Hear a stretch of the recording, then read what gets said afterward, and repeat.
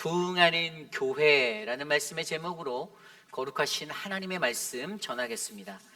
부흥하는 교회. 여러분, 이 시대의 수많은 목회자들 또 그리고 이 시대의 수많은 교회들은요, 교회의 부흥에 관하여 꿈을 꿉니다. 그렇죠? 여기 서 있는 저 또한 우리 회빛 한인 장로교회가 부흥하는 가장 건강한 교회가 되기를 소망합니다. 그런데 그 부흥이라는 것이 그냥 우리가 물리적으로 커지고 덩치가 커지고 부유해지는 것을 말하는 것일까요?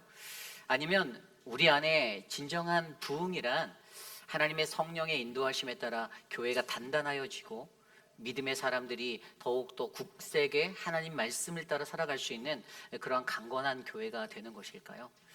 저는 저와 여러분 우리 모두가 속한 우리 회빛 한인 장로교회가 하나님의 말씀 안에서 더욱더 견고해지는 믿음의 반석, 요새와도 같은 그러한 충만한 부흥하는 교회 되기를 간절히 소망합니다.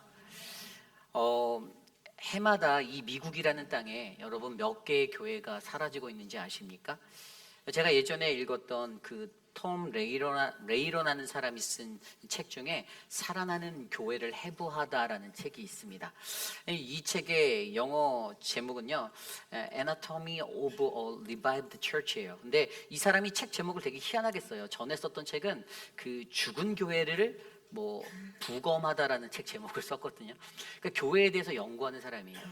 이 사람이 어떤 사람이냐면 기독교의 어떤 저널리스트로 활동하면서 이 사람이 그 라이프웨이라는 그 크리스찬 서적을 만드는 곳의 대표 이사도 되어져 있고요. 그 가스펠 프로젝트라는 교재를 만드는 아이들을 교육하는 키즈처치의 아이들이 쓰는 재료죠. 그런 것을 만드는 라이프웨이에서도 또 대표이사를 맡고 있고 또 레이너 그룹에서도 이 사람이 일을 하고 있는데 이 사람이 Church Answers라는 그런 어떤 그 컨설턴팅하는 교회의 성장을 영적으로 돕고 자문하고 도와주는 그러한 기업을 설립해서 NGO 단체를 설립해서 오랫동안 이끌고 있었어요. 그런데 이 사람이 그가 썼던 살아나는 교회를 해부하다라는 책에 뭐라고 기록했냐면 해마다 이 미국이라는 땅에는요 약 7,000개의 교회가 문을 닫는다라고 사라진다라고 기록했습니다. 계산해 보니까 하루에 약 20개 정도의 교회가 사라지는 거예요. 하루에 20개 정도의 교회가. 그리고 그가 고민하였어요. 연구해 보았더니 왜 이렇게 교회들이 사라질까를 연구했는데 그가 그 책에서 주장하는 단 한 가지는요. 이 땅에 살아가는 많은 사람들이 이 교회에 관하여서 생각을 할 때 이 교회가 사는가 죽는가라는 그 문제에 변화를 올바르게 수용하지 못할 때 변화가 바로 그들의 앞에 펼쳐지지 못할 때 그들은 반드시 죽게 된다라는 결론을 내놓게 되었습니다. 그래서 여러분, 저와 여러분들도 우리가 오늘날의 우리 교회를 바라보며 우리 교회가 앞으로 어떠한 길로 나가야 할까? 수많은 변화 앞에서 세상이 변했잖아요. 세대가 변했잖아요. 우리 어르신 1세대들과 우리 2세대들이 변하고 또 3세대들이 변하고 그 다음 또 다른 넥스트 제너레이션이 또 변할 텐데 그 속에서 우리 교회가 어떻게 살아남을 수 있는가를 고민한다라는 교회가 될 때 우리는 그 어떠한 변화의 자리에서도 영원히 변하지 않냐는 하나님의 말씀을 지켜내며 이 세대를 올바르게 거스르며 살아갈 수 있는 믿음의 교회가 돼야 한다라는 그러한 생각을 하게 됩니다. 여러분, 그래서 이 부흥이라는 것이요 우리가 모두 꿈꾸는 부흥이지만 진정한 교회의 부흥은요 바로 오늘 사도행전 11장 19절에서 30절까지의 말씀에서 여기에 나타난 이 두 가지 영적 원리를 우리가 깨달을 때 이룰 수 있는 믿음의 부흥이 되는데요. 과연 우리 교회가 우리 회빛 한인 장로교회가 흥왕하기 위해서 부흥의 역사를 맞이하기 위해서 우리는 어떠한 모습의 사람들로 살아가야 하는가? 오늘 저와 여러분들에게 주시는 이 귀한 말씀 안에서 우리 교회의 미래를 내다보고 우리 교회의 더 먼 앞으로의 다음 세대들을 바라보며 우리 교회가 꿈꿔야 하는 올바른 부흥에 관해서 함께 고찰해보는 아름다운 시간 되시기를 간절히 축원합니다. 오늘 첫 번째로 부흥하는 교회. 우리가 부흥하는 교회는요 바로 고난 중에 사명을 잃지 않는 교회여야 한다는 것입니다. 고난 중에 사명을 잃지 않는 교회여야 한다. 오늘 말씀 19절과 21절까지의 말씀입니다. 그때에 스데반의 일로 일어난 환난으로 말미암아 흩어진 자들이 베니게와 구브로와 안디옥까지 이르러 유대인에게만 말씀을 전하는데 그 중에 구브로와 구레네 몇 사람이 안디옥에 이르러 헬라인에게도 말하여 주 예수를 전파하니 주의 손이 그들과 함께 하심에 수많은 사람들이 믿고 주께 돌아오더라. 아멘. 여기서 우리의 눈에 가장 먼저 들어오는 그 한 가지는요, 그때라고 표현된 스데반 집사의 순교의 사건, 그때 찾아왔던 그 순교자들이 당하는 고통과 고난, 환난으로 말미암아 수많은 믿는 이들이 흩어지게 되었다라고 설명하고 있어요. 그런데 그 흩어진 자들이 어디로 갑니까? 베니게와 구브로와 안디옥까지 가서, 베니게는 오늘날로 따지면 레바논이에요. 그 당시의 말로는 이제 헬라 시대 때 말로는 페니키아라고 말했는데요. 근데 예전에 구약 시대 때는 여기가 바로 우리가 잘 알고 있는 시돈과 두로 땅이에요. 이방의 나라죠. 그리고 두 번째 나라가 구브로, 여기는 키프로스 섬을 말하는 거예요. 지중해 연안에 키프로스 섬이 중앙 쪽에 이쪽 오른쪽으로 좀 치우쳐져서 있거든요. 그 나라를 말하고 있고요. 그리고 안디옥이라고 말하는 우리가 잘 알고 있는 터키라는 나라예요. 지금의 터키. 그래서 그 근방의 이방의 나라들, 예루살렘 주변으로 있었던 지중해 연안의 나라들에게 이 흩어진 자들이 퍼져나가서 복음을 전하는 장면이 오늘 말씀이죠. 그래서 여기서 우리가 한 가지 눈에 더 확실히 들어오는 게 흩어진 자라는 either who was scared, 그러니까 흩어진 자들. 이 흩어진 자들에 대해서 우리가 한번 생각해 보아야 하는데요. 여러분, 흩어진 자들, 오늘 말씀에서는 스데반의 순교의 그 사건으로 말미암아 고난받고 환난받아서 믿는 이들이 흩어졌던 거예요. 박해를 받은 거죠. 그런데 조금 더 이 흩어진 자들에게 고난이 있었다, 환난이 있었다, 그래서 그들이 흩어지게 되었고, 그들이 흩어졌을 때 그들이 가지고 있는 그 복음의 성령의 그 씨앗으로 그들이 복음을 전하였다라고 우리가 이해할 수 있는데, 조금 더 깊이 있게 이 흩어진 자들이 누구인지를 한번 생각해 보려 합니다. 여러분, 성경 속에요, 오늘 초대교회의 가장 핵심이 되는 곳이 어디입니까? 예루살렘 교회입니다.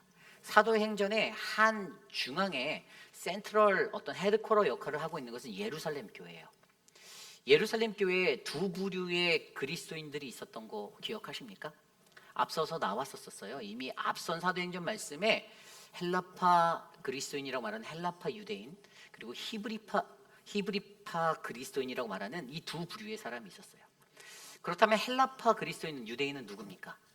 헬라파 유대인은요, 구약 시대 때에 남유다 북이스라엘 때에 그 나라가 바벨론과 아수르에 의해서 침략을 당했을 때 포로로 끌려갔던 사람들.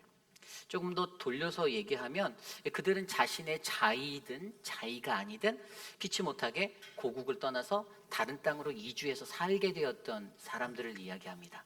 그 사람들이 바로 헬라파 유대인이었어요. 그리고 그러한 사람들을 우리는 요즘에 뭐라고 부르죠? 들어보셨을 거예요. 디아스포라. 성경적인 정확한 디아스포라의 기호는 바로 이러한 사람들을 말하는 거예요.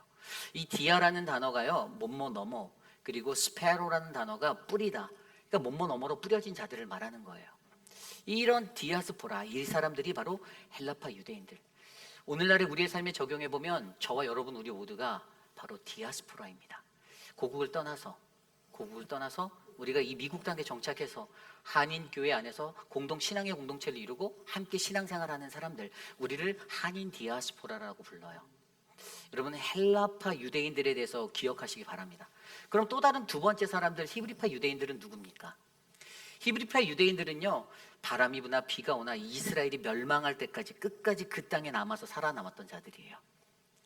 그럼 여러분, 그 사람들은요, 자신들 스스로 어떤 마음이 있을까요? 헬라파 유대인들을 바라보고, 야, 내가 진짜고 너희들은 가짜야, 너희들은 도망자나 마찬가지잖아 라고 생각하는 그런 선입견이 있었다라는 것이죠. 그래서 예루살렘 교회의 그들의 모습 때문에 어려움이 있기도 했습니다. 우리가 앞서 사도행전 6장에서 배웠듯이 헬라파 유대인 과부들이 이 구제에 대해서 도움을 못 받았잖아요. 기억나십니까? 히브리파 유대인 과부들만 그 혜택을, 구제에 대한 혜택을 받아서 그 사람들이 그것을 가지고 원망했다. 이거 헬라어로 따지면 공기스모스라는 단어인데, 이 단어는 그 조용한 수군거림이란 뜻이에요. 그러니까 이 조용한 수군거림을 했는데, 이것들을 들었던 예루살렘 교회의 지도자 누구죠? 요한과 베드로, 그들이 그 지도층에서 이것들을 결단해서 어떻게 했죠? 7 집사를 세웠어요. 그리고 그 7집사를 세웠는데 그 7명이 전부 다 헬라파 유대인 사람들이었어요. 히브리파 유대인 사람들이 한 명도 없었어요. 어쨌든 그러한 이야기들이 그들 안에서 펼쳐지게 되는데요. 중요한 것은 오늘 이 복음에 전파되는 이 선교 사역에도 이 두 부류의 구도가 우리에게 정말로 중요하다는 것이에요. 근데 오늘 좀 전에 말씀에서 읽었던 스데반의 일로 환란으로 흩어진 자들이 베니게와 구브로 안디옥까지 이르러 유대인에게만 말씀을 전했대요. 믿는 동포들에게만. 그러니까 미국에 와서 한인들이 한인들에게만 말씀을 전한 거예요. 그런데 이 복음이 어느 정도로 능력이 있냐 하면 그렇게 복음을 접했던 사람들이 20절 말씀대로 구브로와 구레네 몇 사람이 안디옥에 이르러서 헬라인에게까지도 그리스 사람에게까지도 복음을 전하게 되었다라는 거예요. 복음이 퍼져나가는 거예요. 확장성을 가지고 널리 퍼져나가는 거예요. 그런데 이 사람들이 이렇게 복음을 전할 때에 이것에 대해서 뭐라고 말합니까? 오늘 말씀 20절 후반에는 그들이 주 예수를 전파하니라고 나와 있어요. 주 예수를 전파하니. 이민자로서 살아갈 때, 이 땅에서 살아갈 때 너희들은 마트는 여기를 가야 되고 뭐 물건은 어디서 사야 되고 이런 방법들을 전하고 서로 대화하는 게 아니라 그들이 만나면 그들이 오직 예수 그리스도만이 우리의 구원자 되시고 우리의 능력 되심을 전했다라는 거예요. 그 복음만을 전했다는 거예요. 예수님만을 나타냈다는 거예요. 주 예수를 전파했다. 예수의 십자가가 무엇이고 그분의 부활이 무엇이고 이것에 대해서 그것들을 나누었더니 그것을 통해서 어떤 일들이 일어납니까? 21절에 주의 손이 그와 함께 하심에 수많은 사람들이 믿고 주께 돌아오더라. 아멘. 여러분, 우리가 여기서 눈여겨볼 수 있는 것은요, 그러한 복음 사역을 통해서 수많은 사람들이 믿고 주께 돌아오는 역사가 일어난다는 것입니다. 여러분, 진정한 부흥한 교회의 가장 큰 강점이 뭔지 아세요? 그것은 믿고 주께 돌아오는 주의 역사가 있는 교회. 한마디로 말하면 회심, 회개가 있는 교회예요. 그냥 양적으로 막 숫자가 불어나고 그냥 뭐 사람들이 꽉꽉 채워져서 뭔가 늘어나는 느낌을 받는 교회가 아니라 진짜 부흥하는 영적인 교회, 건강한 교회는요, 회개가 있어야 된다는 거예요. 회개가. 회심하라는 거죠. 회심. 내가 얼마나 이전에 잘못된 삶을 살았고 내가 어떠한 추한 모습이었는지를 내 스스로가 깨달아 알아서 하나님 앞에서 회심하고 돌아오는 그 믿음의 사람들이, 믿고 돌아오는 자들이, 죽게 돌아오는 자들이 있어야 한다는 것이에요. 그런데 여러분, 이 모든 일들을 누가 합니까? 흩어진 자들이 했나요? 아니에요. 정확히 들여다보면 아까 21절 말씀에 주의 손이 그들과 함께 하셨다라고 나와 있어요. 흩어진 자들을 하나님이 들어서 사용하셨을 뿐이지 실질적으로 그 일을 믿음으로 행하신 분은 하나님이셨습니다. 하나님이 그 복음 자체를 그들에게 드러내시고 나타내시고 그들을 다시 복음의 터전으로 불러일으켜 주셨다라는 것입니다. 여러분, 이것을 들여다보며 우리가 느끼는 것이 무엇입니까? 앞서 설명드린 흩어진 자들은 고통받은 자들이었어요. 여러분, 우리도 잘 알잖아요. 옛날에 우리나라에서도 고려인들이라 불리는 그 사람들이 중앙아시아 땅으로 이렇게 흩어지면서 그들이 얼마나, 제가 옛날에 카자흐스탄에 있을 때 그 땅에서도 굉장히 많은 고려인 친구들을 만났거든요. 근데 그들에게는 정말 한이 서려 있고요. 그런데 그들 안에 한 가지 제게 발견할 수 있었던 것은 한국이라는 나라, 그 모국에 대한 그리움이 있고 그것에 대한 자신의 정체성을 놓지 않으려고 노력하고 있었다라는 거예요. 오늘 이 흩어진 자들이요, 이 헬라파 그리스도인들이요, 이들이요 흩어진 곳에서 살아가지만 그들 안에 복음에 대한 열정은 다른 히브리파 유대인들보다 더욱더 강하였다라는 것이에요. 하나님이 그것을 들여다보시고 하나님이 그들을 사용하셔서 그들을 통해서 이방의 나라들에게, 예루살렘 주변에 있는 지중해 연안의 이방의 나라들에게 하나님의 복음을 전하고 하나님의 복음을 선포했다라는 것입니다. 저는 저와 여러분 우리 모두가 이 흩날리는 자들, 이 흩어진 자들, 고난받아서 흩날린 자들로 이 땅에서 살아가지만 그 속에서도 영원한 하나님의 복음의 능력을 잃지 아니하는 믿음의 사람들이 되시기를 소망합니다. 제가 며칠 전에 우리 교회 어느 분 댁에 신방을 갔어요. 어르신인데 혼자 사시는데 오랫동안 교회 보지 못해서 제가 이제 한국 갔다 와서 이렇게 찾아갔어요. 이제 한 2시간 정도 이런저런 얘기를 두런두런 나누다가 집에 갈 때가 되는데 잠깐만 기다리라고 하면서 집 앞마당에 심겨진 그 상추가 막 자라 있었는데 그걸 막 저한테 꺾어서 주시는 거예요. 그래서 제가 이 상추 씨가 어디서 나셨어요? 이거 굉장히 잘 자랐네요라고 말씀드렸는데 원래 상추를 하나만 딱 한쪽에 심어놨는데 이게 자라면서 씨앗이 나서 이게 흩날려서 뿌려져서 여기까지 쫙 다 채웠다고 저한테 말씀하시는 거예요. 그래서 그 상추들이 너무 먹음직스럽게 다 잘 자란 거예요. 그래서 그것을 저한테 꺾어주시며 전 그걸 받아서 집에 가서 맛있게 먹었죠. 예. 어쨌든 그 원리가 생각나는데요. 흩날리는 그 씨앗들이요 하나하나가 온전하게 제대로 심겨지면요 정말로 큰 상추나무처럼 상추 열매를 맺는 그러한 은혜가 우리에게 온다라는 것입니다. 여러분 복음이 바로 그러한 것이에요. 고난받아서 흩날리는 자들, 그냥 뿔뿔이 흩어지면 끝날 것 같은 그러한 민족이 아니라 그러한 자들을 통해서 하나님의 복음의 사역은요 멈추지 아니하고 더 확장되어져 간다는 사실들을 저와 여러분이 믿으시기 바랍니다. 그러니까 사랑하는 우리 회의빛 한인 장로교회는요 고난 중에서도 환난 중에서도 우리 안에 주신 이 사명들을 잃지 않는 믿음의 교회가 되셔야만 합니다. 우리에게 어려운 일들이 찾아옵니까? 우리 교회 일을 하다가 뭐 힘든 일들이 우리에게 맞닥뜨릴 수도 있죠. 어려운 과거의 시간들처럼 어려운 일들이 앞으로도 일어날 수도 있습니다. 그러나 더욱더 중요한 것은 그러한 상황 속에서도 주저하지 아니하고 내게 사명 주신 하나님, 내게 주의 손으로 함께 하시는 그 하나님을 내가 기대하며 이 땅에 살고 있는 수많은 영혼들이 예수를 올바르게 믿고 올바르게 그분 앞에서 서서 회개하여 돌아올 수 있는 그 믿고 돌아옴의 회심의 역사가 우리 교회를 통해 일어나도록 저와 여러분 우리 모두가 간구하고 기도하시기를 간절히 부탁드립니다. 이것이 바로 오늘 말씀의 첫 번째, 바로 부흥하는 교회는요 고난 중에 사명을 잃지 않는 교회입니다.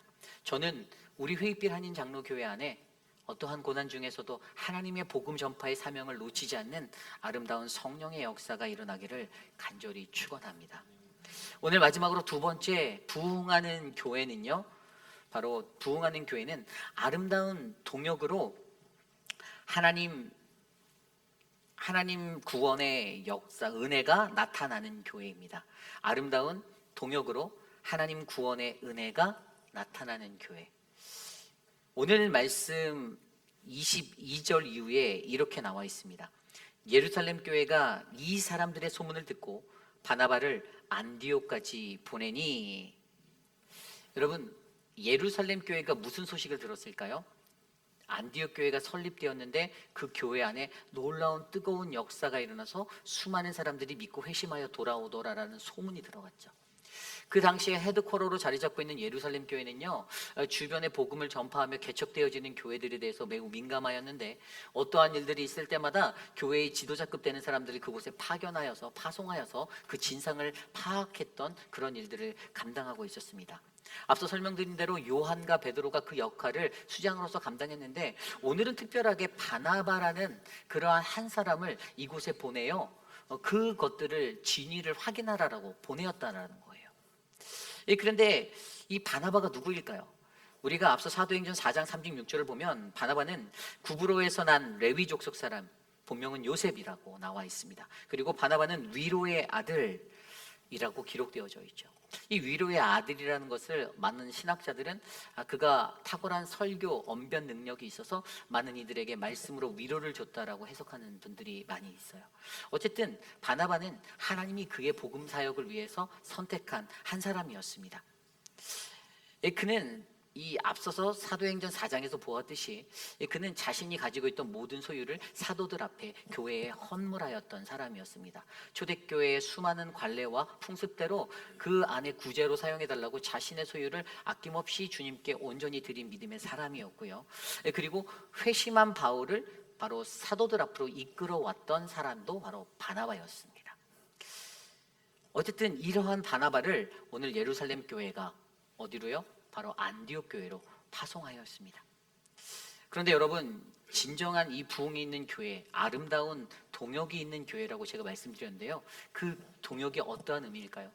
제가 앞서 설명드렸던 얘기 중에 헬라파 유대인과 히브리파 유대인의 관계에 대해서 설명드렸죠.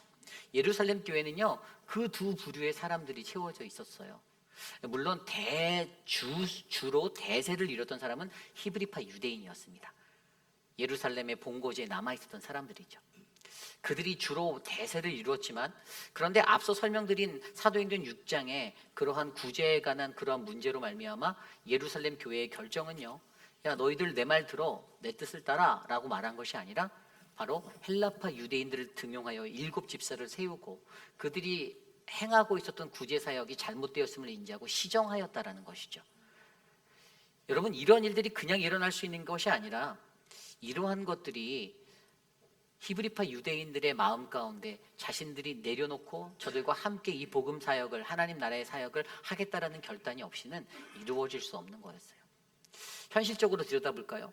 지금 안디옥 교회나 그 외에 또 다른 이제 사도행전에서 1차, 2차, 3차 전도 여행을 통해 떠나가는 이방의 나라들, 아까 말씀드린 대로 베니게와 구브로와 뭐 안디옥, 뭐 이런 지역에 나갈 때 어떤 사람들이 유리할까요? 이 사람들이 사용하던 언어가 달랐어요. 히브리파 유대인들은 아람어를 사용했거든요. 그런데 헬라파 유대인들은요, 그 지역의 다른 나라의 언어에 능했던 언어적인 감각과 문화적인 감각이 있었어요. 그러니까 하나님의 복음의 사역이, 이 복음이 외부의 이방 나라에 전파되기 위해서는 아람어만 구사하는 자기들이 가서 하는 것보단 저들이 하는 것이 훨씬 효율적이다라는 그러한 지혜가 그들에게도 있었던 것이죠. 그래서 히브리파 유대인들이 스스로가 희생하여서 소수의 헬라파 유대인들에 대해서 encourage, 격려하고 그들을 높여주며 그들이 초대교회의 강성한 복음의 사역을 감당할 수 있도록 서포트했던 것, 바로 이러한 것이 바로 아름다운 동역이다라고 표현되어지는 거예요. 여러분, 저와 여러분들이 속한 우리 교회는요, 오늘 말씀으로 따져보면 죄다 헬라파 유대인들만 있는 자리예요. 헬라파 유대인들. 우리들은 모국을 떠나서 이 자리에 와서 한인 디아스포라로 이 땅에 살아가죠. 그러나 이 문제가 뭐 헬라파 유대인과 히브리파 유대인과의 관계로 보는 것이 아니라 우리들 각 사람 우리들 각 기관들을 연계해서 들여다보면요, 우리 교회의 아름다운 부흥의 사역이 일어나기 위해선 서로가 긴밀하게 협력해야 한다라는 것입니다. 우리가 얼마 전에 어제 늘푸른 대학을 1학기를 종강하였어요. 우리 이재용 장로님이 디자인을 잘하셔서 서주현 목사님과 김준현 목사님이 서포트하고, 또 우리 컬럼에도 제가 실었듯이 그냥 부엌에서 주방에서 땀 흘리면서 수고해 주신 그분들을 통해서 이 주방팀이 돌아가서 어르신들이 오셔서 맛있는 식사를 드시며 토요일에 그 아주 아름다운 시간을 아름답게 보냈습니다. 그런데 이 사역들이 그냥 그 지도층의 계층과 리더십 한두 사람의 마음으로 이끌어지느냐, 그게 아니었던 거죠. 함께하는 모든 분들이 손에 손을 맞잡고 그 사역을 전폭적으로 지원하였을 때 그곳에 참여한 그 어르신들이 행복해할 수 있었다는 사실을 우리는 알고 있습니다. 교회의 모든 사역이 마찬가지예요. 주일학교가 VBS를 합니다. 여름 성경학교를 하는 거죠. 그러면 주일학교 너희들이 알아서 해라 라고 말하면 이것은 잘못된 거예요. 그것을 위해서 함께 기도하고 함께 돕고 함께 섬겨서 우리 아이들이 행복하게 3일 동안의 말씀잔치에 빠질 수 있도록 우리가 힘을 써줘야 하는 것입니다. 우리가 전교인 수련회를 준비하고 있습니다. 위원장으로 있는 김춘호 장로님 혼자 열일하면서 뛰어다녀서 되는 것이 아니에요. 이것을 향해서 사랑방 목자들이 애써주셔야 합니다. 동기부여하셔야 돼요. 갑시다. 같이 가요. 솔선수범해서 먼저 가시고 먼저 등록하시고 애를 써주셔야 돼요. 그래야 이 아름다운 그림, 이 수많은 이 물질적인 몇만 불이 들어가는 이 사역이 일어나는 거예요. 이것이 바로 교회입니다. 아름다운 동역이라는 것은 바로 이러한 자리예요. 우리의 신분과 우리의 형편과 우리의 모든 것을 떠나서 서로가 같은 선상에서 함께 손을 맞잡고 가는 것, 이것이 진정한 아름다운 동역임을 믿으시기 바랍니다. 그런데 여러분, 이 동역의 모습이 어떻게 진행되는지 좀 더 살펴볼까요? 예루살렘 교회가요, 바나바를 보냈잖아요. 그런데 바나바를 보낸 거에서 그친 게 아니에요. 바나바를 보냈더니 바나바에 대해서 24절에 그 사람은 착한 사람이래요.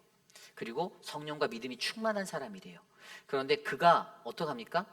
그가 바로 나중에는 다소에 가서 바울을 데리고 와서 그 두 사람이 26절에 둘이 교회에 1년간 모여있어 큰 무리를 가르쳤고 제자들이 안디옥에서 비로소 그리스도인이라 일컬음을 받게 되었다고 말합니다. 그냥 있었던 게 아니라 바나바가 있으면서요 그들에게 양육했어요. 제자와 이 재생산, 제자와를 통한 재생산을 이루어내는데 말씀을 가르치고 어떻게 살아야 진정한 하나님의 백성이고 어떻게 말씀대로 사는 것인지를 가르쳤다라는 거예요. 이 가르침의 사역이 일어나니까 안디옥 교회가 더 강성해지는 거예요. 그리고 나서 그냥 멈춘 게 아니라요, 나중에 27절 이후의 말씀을 보면 그때 선지자 중에 아가보라는 사람이 왔는데 그 사람이 성령으로 말했어요. 조만간에 이 근방에 기근이 들 거야. 너희들 흉년이 들 거야. 그 진짜 그 글라우디오라는 이 로마 황제 때에 이 로마 전역에 큰 기근이 몇 번씩이나 있었대요. 근데 그때 이들이 어떻게 대처하는 것들을 배웁니까? 그 제자로 그리스도인이라고 부름받은 이 안디옥 교회가요, 유대에 사는 형제들 예루살렘 교회가 어렵다라는 이야기를 들으니까 부조를 보내기로 결정했대요. 이 부조가 뭐냐면 헬라어로 디아코니아예요. 봉사예요, 봉사. 이게 돈을 걷어서 헌금, 구제를 하는 거예요. 구제를 하는데 여러분, 이 구제라는 것이 어떤 의미냐면 디아코니아, 내가 자원하는 마음으로 내가 하는 거예요. 어떤 것을 기대하고 내가 이거 했으니까, 내가 이런 사람이니까, 그런 마음이 아니라 내가 하나님께 받은 그대로의 것들을 내가 더 많이 하나님 앞에 돌려드리겠습니다라는 마음으로 헌신하는 자리가 바로 디아코니아. 그래서 그러한 봉사가 일어나니까요, 그들이 돈을 모아서 바울이죠. 바울과 장로들의 편에 그 모아진 구제 헌금을 예루살렘 교회로 보냈다라는 것이. 여러분, 이것이 협력이고요. 이것이 동역입니다. 받기만 하고 입을 닦는 것이 아니라 내가 하나님께 받은 만큼 그 이상을 하나님께 돌려드리는 마음, 내가 하나님 앞에서 그러한 가르침을 받는 거, 그 제자화로 양육되어져서 그리스도인이라 일컬음을 받는 거. 그 당시에 그리스도인, 로마 시대 때 그리스도인은요 아주 대세를 이뤘던 어떤 그러한 종류의 사람들이 아니었잖아요. 그들은 어떤 특정한 개성을 가진 집단으로서 로마 사람들에게 편협하게 치우침 받았던 자들이에요. 그런데 그들이 갖고 있는 그 치우침의 핵심 뭡니까? 바로 그리스도를 따르는 사람들이었잖아요. 예수 그리스도를 믿는 사람들의 역할, 그 값어치를 했던 그 모습으로 말미암아 비로소 그들이 그리스도인이라고 일컬음을 받게 되었다라는 거예요. 그 능력이, 그 은혜가 그 재생산의 과정에서 안디옥 교회에 파고들었다라는 것이죠. 그리고 그것으로 말미암아 이것이 무엇을 나타냅니까? 그냥 자기들에게 멈춰져 있는 것이 아니라 우리도 동일하게 선교할 수 있다. 우리도 받은 은혜를 흘려보낼 수 있다. 그래서 이 바나바가 23절에 뭐라고 했냐면, 그가 이르러 하나님의 은혜를 보고 기뻐하며 모든 사람에게 굳건한 마음으로 주와 함께 머물러 있으라 권하였다고 합니다. 저는 이 말씀을 들여다보면서 뭐라고 적어놨냐면, 은혜가 은혜를 만들다라고 적어놨어요. 은혜가 은혜를 만들었어요. 예루살렘 교회가 받았던 그 은혜가 안디옥 교회에 흘러가고, 안디옥 교회가 받았던 그 은혜가 다시 예루살렘으로 흘러가고, 또 다른 교회로 흘러가고, 이 은혜가 은혜를 만들어내는 이 아름다운 사역이 여러분, 이 시대에 가장 부흥하는 진정한 교회가 가지고 있는 아름다운 동역의 모습이라 하는 것을 기억하여 주시길 바랍니다. 저는요, 우리 회익빛 한인 장로교회가 그러한 은혜의 교회가 되기를 원합니다. 나만 잘 되고, 같은 기관들, 집사회, 여전도회, 남전도회, 주일학교, 유스, 어떤 EM, 경쟁하는 구도가 절대 되어서는 안 돼요. 우리는 경쟁하는 사람들이 아니에요. 우리는 함께 가는 사람들입니다. 그러면 이 사역을 통해서 우리가 어떻게 하나님 나라를 이 땅에 건강하게 이룰 수 있는가를 같이 고민하고, 서로가 서로를 도와 함께 나갈 수 있는 아름다운 은혜의 사역이 바로 우리 교회 안에서 일어나서 저와 여러분, 우리 모두의 삶에 주님이 주신 크고 놀라운 복음의 부흥의 역사를 경험하시기를 간절히 축원합니다. 이제 말씀을 정리하고자 합니다. 여러분, 부흥하는 교회를 꿈꾸십니까? 목소리가 작아요. 안 꿈꾸시나 봐요. 네, 부흥하는 교회를 저는 꿈꾸고 있습니다. 근데 제가 꿈꾸는 부흥하는 교회는요, 멋진 건물이 들어서고 막 400명, 500명, 600명, 1000명의 인원들이 그냥 막 다글다글 바글바글 채워지는 교회, 그것도 좋겠죠. 근데 제가 꿈꾸는 교회는요, 이곳에 거한 여러분들이 바로 이곳 안에서 하나님의 사명을 잃지 않고 하나님의 도우심을 믿으며 하루하루 감사와 기쁨으로 동역하는 교회가 세워지기를 원한다는 것입니다. 그걸 다른 말로 하면 은혜, 카리스잖아요. 카리스. 이 카리스가 있는 교회, 은혜가 은혜를 만드는 교회. 저는 우리 회익빛 한인 장로교회가 그런 은혜의 터전이 되기를 소망합니다. 여러분들, 아름다운 교회는요, 내 권리를 주장해서 그것들이 수용되는 게 아름다운 교회가 아니고요. 하나님의 법과 하나님의 질서가 이 공동체 안에 정확히 잡혀 있어서 모든 성도들이 그 하나님 나라의 법 때문에 구원받는 인생이 되는 거예요. 여러분, 그게 가장 중요한 거예요. 여러분, 아까 우리가 그 바나바가 말했던 이 은혜라는 단어, 이게 헬라어로 카리스잖아요. 근데 여러분, 카리스가 갖고 있는 뜻 안에 어떤 뜻이 있냐면, 카리스, 그 은혜는요, 그리스도 안에 나타난 구원의 사랑의 의미가 담겨져 있어요. 그러니까 여러분, 은혜가 있는 교회가 은혜를 흘려보내는데, 그 은혜는 하나님의 구원의 사랑이 흘러가는 교회가 되는 거예요. 우리 회의빛 한인 장로 교회가 온 세상에 그러한 은혜를 흘려보내는 교회가 되어야 된다라는 거예요. 내가 받은 구원의 사랑, 내가 구원받았다고 믿는다라면 다른 사람들도 구원받아야죠.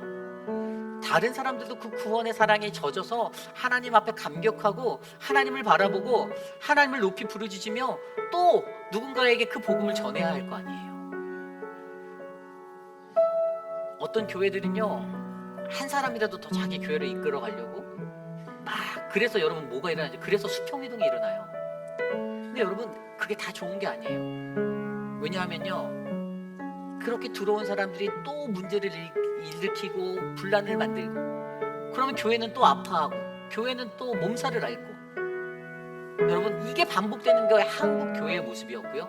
이것이 반복되는 게 한인 디아스포라들이 세워놓은 이민교회 안에서도. 여러분, 제가 이번에 총회를 갔더니 저희 교단도요, 교회 숫자가 많이 줄었어요. PCUSA 저희 교단도 교회 숫자가 줄었더라고요. 앞으로 아마 10년, 20년 뒤에 교회는 더 줄 거예요. 아까 톰 레이너가 썼던 그 책에서도, 그가 이 책을 쓸 때 2022년도에 썼는데 10년 동안 자기가 조사를 해봤더니 교회가 10%가 줄었다고 했는데, 앞으로 향후 있는 시간 동안에 19%의 교회가 더 줄 거다라고 계속해서 그것을 예측하고 있더라고요. 교회가 줄어든다라는 거예요. 그런데 그 줄어드는 교회 속에서 살아남을 수 있는 교회가 뭘까요? 화려한 건물? 화려한 프로그램? 아니요. 바로 우리에게 진정한 성령 충만한, 우리의 모든 충만함이 되는 예수 그리스도. 그분이 우리 교회를 감싸고 우리 교회에 내주하실 때 우리 교회는 진정한 부흥의 역사를 경험할 수 있습니다. 그래서 사도 바울이 에베소서 1장 23절에 이렇게 말합니다. 교회는 그의 몸이니 만물 안에서 만물을 충만케 하시는 그의 충만함이라. 아멘. 예수 그리스도, 그분이 우리 교회에 충만할 때 그 거룩한 몸된 하나님의 교회는 부흥할 수 있습니다. 저는 오늘 이곳에 계신 저와 여러분, 우리 모두가 예수 그리스도의 영으로 충만하여져서 이 땅에서 아직도 복음을 듣지 못한 자들, 하나님의 복음으로부터 멀어진 자들, 여전히 변화되지 아니하고 상처투성으로 디굴디굴 굴러가며 살아가는 저들의 인생이 그 수렁을 벗어나 하나님의 구원의 사랑의 자리, 하나님의 은혜의 서도로 인도하는 믿음의 교회가 되기를 간절히 축원합니다. 이 시간 그러한 마음으로 함께 찬양하기 원합니다. 오늘 우리에게 주신 말씀을 놓고, 하나님, 진정한 부흥 우리에게 허락하여 주시옵소서. 이 땅의 황망을 보시고 우리의 우상을 태우시는 주의 은혜의 강물이 흘러가는 교회 이루옵소서. 함께 찬양하겠습니다.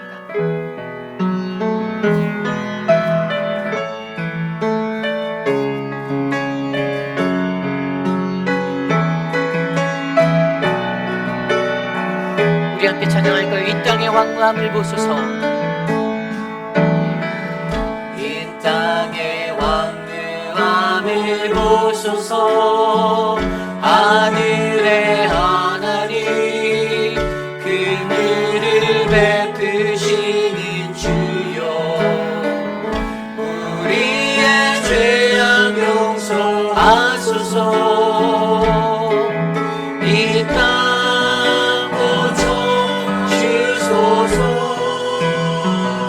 이제 우리 모두 하나 되어, 이제 우리 모두 하나 되어 이 땅에 무너진 기초를 다시 쌓으네. 우리의 우상들을 태우신 성령의 불 임하소서.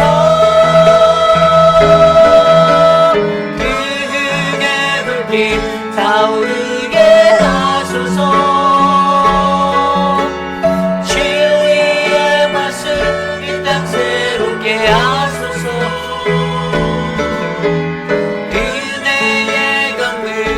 이르게 하소서.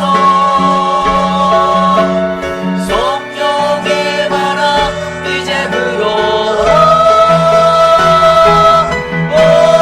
주의 영광 가득한 새날 주소서. 주님아 나 이 땅에 임하소서. 우리 다시 한번 찬양합니다. 이 땅의 황무함을, 이 땅의 황무함을 보소서. 하늘의 하나님 긍휼을 베푸시는 주여, 우리의 죄악 용서하소서.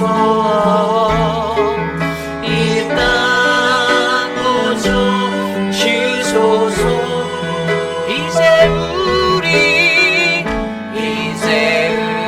모두 하나 되어 이 땅에 무너진 기초를 다시 쌓되 우리의 우상들 태우신 성령의 불 임하소서. 불게 타오르게 하소서. 타오르게 이 땅 새롭게 하소서. 은혜의 강물 흐르게 하소서. 성령의 바람 이제 불어와 주의 영광 가득한 새날 주소서. 주님 나 이 땅에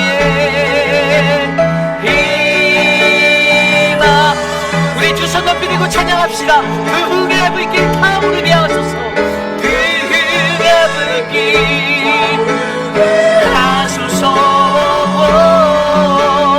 진리의 말씀 이 땅 새롭게 하소서. 은혜의 강을 흐르게 하소서. 성령의 바람 이제 불어와 주의 영광 가득한 새날 주소서. 주님 나 이 땅에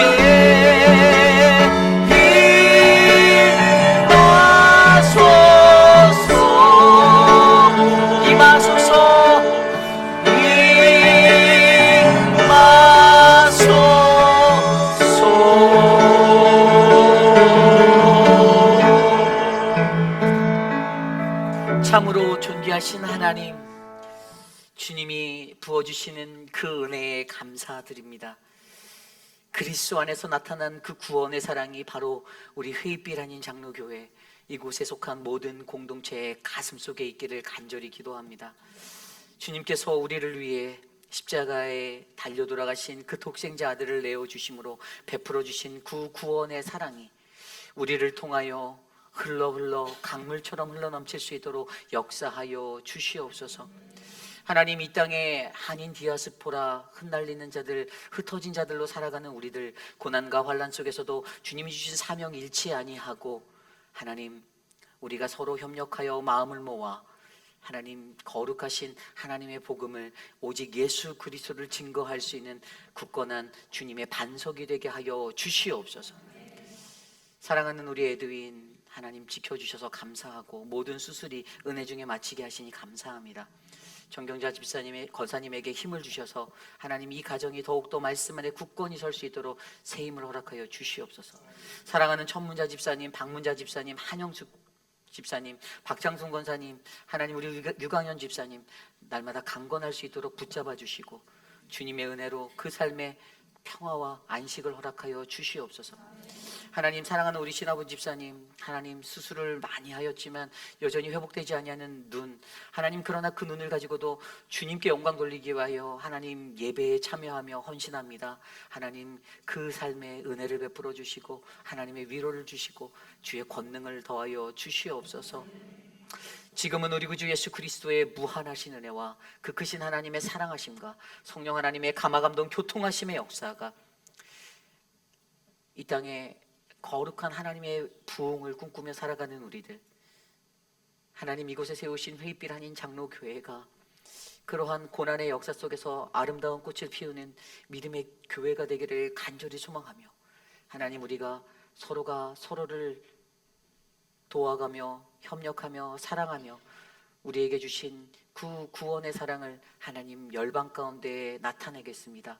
나를 사용하옵소서라고 간구하는 사랑하는 우리 회의빛 아닌 장로교회 성도님들 머리 위에 저들의 가정과 자녀와 삶의 터전 위에 지금으로부터 영원토록 함께 하시기를 간절히 축원하옵나이다.